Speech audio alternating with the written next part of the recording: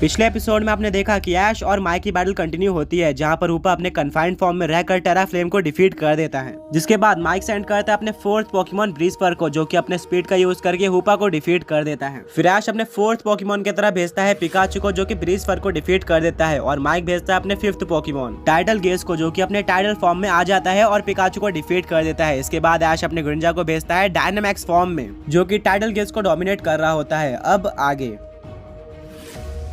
अब ग्रिनिंजा यूज करता है मैक्स गीजर अटैक का, जिसको टाइडल गेस डॉज करने की कोशिश करता है, बट यह अटैक टाइडल गेस के ऊपर लग जाता है, जिससे उसको काफी ज्यादा डैमेज पड़ता है। वो नीचे गिर जाता है। वहीं पर दूसरी तरफ ग्रिनिंजा ने 3 टर्न्स यूज कर लिए थे, जिसके चलते वो डायनामैक्स से अपने बेस फॉर्म में आ जाता है। ऐश बोलता है हमें टाइडल गेस को कोई भी मौका नहीं देना है, ग्रिनिंजा डबल टीम का यूज करो। ग्रिनिंजा बिल्कुल ऐसे ही करता है। फिर ऐश अपने ग्रिनिंजा को वाटर पल्स अटैक यूज करने बोलता है। ग्रिनिंजा की सारी कॉपीज वाटर पल्स यूज कर देती है। टाइडल गेस अभी भी वापस नहीं खड़ा हुआ था, जिसके चलते उसके ऊपर सारे के सारे वाटर पल्स लग जाते हैं। माइक ये देखकर काफी ज्यादा शॉक रह जाता है और बोलता है कि फेक कॉपीज के अटैक भी फेक होते हैं, वो अपोनेंट पे नहीं लगते, सिर्फ और सिर्फ ओरिजिनल अटैक ही अपोनेंट पे लगता है। बट तुम्हारे ग्रिनिंजा के सारे फेक कॉपीज के अटैक भी मेरे टाइडल गेस पर लग गए, ये तो इम्पॉसिबल है। ऐश बोलता है कि मैंने और ग्रिनिंजा ने ट्रेनिंग करके इम्पॉसिबल को भी पॉसिबल कर दिया है। अब टाइडल गेस काफी ज्यादा वीक हो चुका था। माइक बोलता है कि चलो एक लास्ट अटैक ट्राई करते हैं, हाइड्रो पंप का यूज करो। टाइडल गेस किसी तरह से वापस उठता है और वो हाइड्रो पंप का यूज करता है, बट वो अटैक वो खुद पर ही कर लेता है, क्योंकि वाटर पल्स के चलते वो कंफ्यूज हो चुका था और टाइडल गेस हार जाता है। ये देखकर माइक काफी ज्यादा डिसअपॉइंट हो जाता है, क्योंकि टाइडल गेस उसका one of the best Pokemon था और अब उसके पास सिर्फ और सिर्फ एक ही पोकेमॉन बचा हुआ है। वहीं पर ऐश के पास अभी भी 2 पोकेमॉन है। माइक अपने टाइडल गेस को पोकेबॉल के अंदर वापस लेता है और बोलता है तुमने काफी अच्छी बैटल की। माइक अब अपने लास्ट पोकेबॉल को निकालता है और बोलता है कि अब सब कुछ तुम पर है। कॉन्क्विक्सन जाओ। कॉन्क्विक्सन ग्राउंड पर आता है और इसको देखकर सारी ऑडियंस ऐश, ब्रॉक, मिस्ट्री, सरीना सब काफी शॉक रह जाते हैं। ऐसा कोई पोकेमॉन उन्होंने इससे पहले कभी भी नहीं देखा था, वो काफी ज्यादा हेवीली बिल्ड था।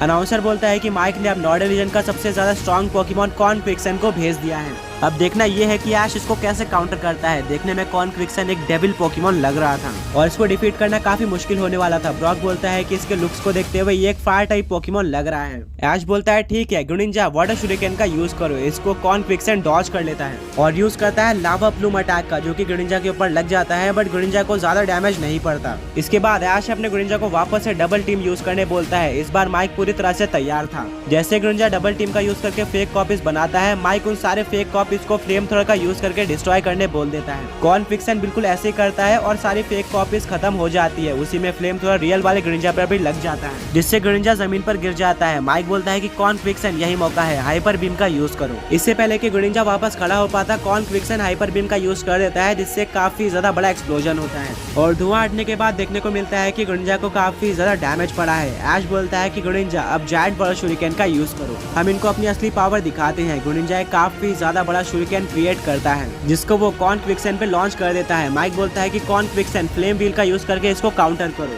फ्लेम व्हील और वाटर शुरिकेन दोनों ही टकरा जाते हैं, बट वाटर शुरिकेन काफी ज्यादा पावरफुल था और सुपर इफेक्टिव भी था, जिसके चलते कॉन्क्विक्सन नीचे गिर जाता है और उसको काफी ज्यादा डैमेज पड़ता है। मिस्ट्री बोलती है कि ऐश के लिए one of the easiest battle होने वाली है। अगर ऐसा ही चलता रहा तो ये बैटल लास्ट पोकेमॉन तक जाएगी ही नहीं। अब माइक को कुछ भी नहीं समझ में आ रहा था कि उसको क्या करना चाहिए। वो अपने कॉन्क्विक्सन को क्लोज कॉम्बैट अटैक यूज करने बोलता है, जिससे वो ग्रिनिंजा के पास जाता है और उसको काफी ज्यादा डैमेज देता है। वहीं पर ग्रिनिंजा भी एरियल एज का यूज करता है, जिससे कॉन्क्विक्सन को भी डैमेज पड़ता है। दोनों ही पोकेमॉन्स काफी स्ट्रॉन्ग लग रहे थे और एक दूसरे को अच्छी टक्कर दे रहे थे, पर आखिरकार एक काफी ज्यादा लंबी बैटल के बाद इरप्शन अटैक का यूज करके कॉन्क्विक्सन ग्रिनिंजा को डिफीट कर देता है। बट ग्रिनिंजा ने अपना पूरा काम कर दिया था, उसने इस बैटल को ऑलमोस्ट फिनिश कर दिया था। ऐश अपने ग्रिनिंजा को पोकेबॉल के अंदर वापस बुलाता है और बोलता है कि तुम ट्रेनिंग करके सच में काफी ज्यादा स्ट्रॉन्ग हो चुके हो और तुमने अपने आप को प्रूफ कर दिया है। अब मेरा लास्ट पोकेमॉन सब कुछ देख लेगा। ऐश अपना लास्ट पोकेबॉल निकालता है और भेजता है आरसीएस पे। अनाउंसर बोलता है कि ऐश का लास्ट पोकेमॉन आरसीएस है, जो कि इस पूरे टूर्नामेंट का one of the best performer है।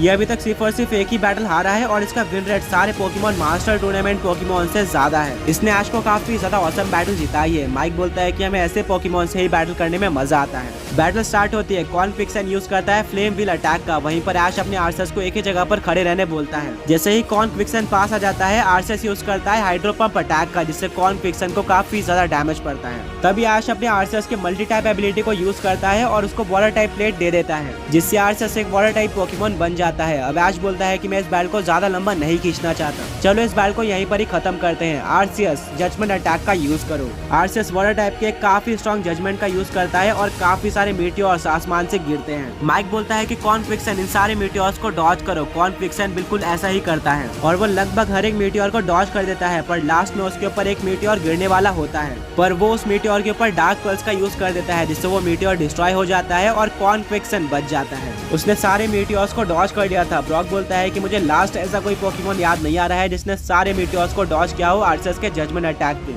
ऐसा शायद पहली बार हुआ है। ऐश बोलता है कि आर्सेस हाइपर बीम का यूज करो। इसको कॉर्न फ्रिक्सन डॉज कर लेता है और यूज करता है डार्क पल्स अटैक का। ऐश एक स्माइल देता है और आर्सेस को एक ही जगह पर खड़े रहने बोलता है और आर्सेस अपना काम कर देता है, यानी कि वो इस अटैक को एब्जॉर्ब कर लेता है। ये अटैक का उसके ऊपर असर नहीं होता। माइक बोलता है कि क्या ये कैसी पावर से आर्सेस की? ऐसा कोई पोकेमॉन तो मैंने आज तक नहीं देखा है। ऐश बोलता है कि ये पोकेमॉन वर्ल्ड का गॉड माना जाता है। नॉर्डन के बाहर भी काफी स्ट्रॉन्ग पोकेमॉन्स रहते हैं, तुम्हें उनको एक्सप्लोर करना चाहिए। खैर अभी इस बैटल को खत्म करते हैं। आर्सेस एक और जजमेंट अटैक का यूज करो। आर्सेस वाटर टाइप के जजमेंट का यूज कर देता है, बट इस बार माइक अपने कॉर्न फ्रिक्सन को डिग अटैक यूज करने बोलता है, जिससे वो जमीन के अंदर चले जाता है और सारे के सारे मीटियोर्स को काफी ज्यादा इजीली डॉज कर लेता है। अब कॉर्न फ्रिक्सन आर्सेस के पीछे से बाहर आता है और नॉक ऑफ अटैक का यूज करता है, जिससे आर्सेस को डैमेज पड़ता है। ऐश बोलता है कि ये बैटल ऐसे खत्म नहीं होने वाली। आर्सेस ब्लिज़ार्ड अटैक का यूज करो, जिससे एक बर्फीला तूफान आ जाता है, जिसमें कॉर्न फ्रिक्सन सर्वाइव नहीं कर पा रहा था। उसका फोकस बिगड़ जाता है और उसको डैमेज पड़ते रहता है। ऐश बोलता है कि आर्सेस यही मौका है, हाइपर बीम का यूज करो। इस बार हाइपर बीम कॉर्न फ्रिक्सन पर लग जाती है और वो वॉल पर जाकर टकरा जाता है। एक काफी ज्यादा बड़ा एक्सप्लोजन होता है और जब धुआं हटता है तो देखने को मिलता है कि कॉर्न फ्रिक्सन अभी भी नहीं आ रहा है, वो वापस से खड़ा हो जाता है। अनाउंसर बोलता है कि कॉर्न फ्रिक्सन माइक को ये बैटल किसी भी हालत में जिताना चाहता है। वो अब काफी ज्यादा वीक हो चुका है, बट हार मानने को तैयार नहीं है। ऐश बोलता है कि अच्छा, तुम्हारा कॉर्न फ्रिक्सन चाहता है कि आर्सेस उसको पूरी तरह से डिस्ट्रॉय कर दे, तो हम भी ये चांस नहीं छोड़ेंगे। आर्सेस जजमेंट अटैक का यूज करो। आर्सेस वाटर टाइप का जजमेंट यूज कर देता है। इस बार भी कॉर्न फ्रिक्सन डिग अटैक का यूज करता है और जमीन के अंदर चले जाता है। ऐश बोलता है कि ये चाल इस बार काम नहीं आने वाली। आर्सेस फ्लेम थ्रोअर का यूज करके पूरा बैटल ग्राउंड को गर्म कर दो। आर्सेस बिल्कुल ऐसा ही करता है और बैटल ग्राउंड काफी ज्यादा हीट अप हो जाता है, बट कॉर्न फ्रिक्सन अभी भी बाहर नहीं आ रहा था।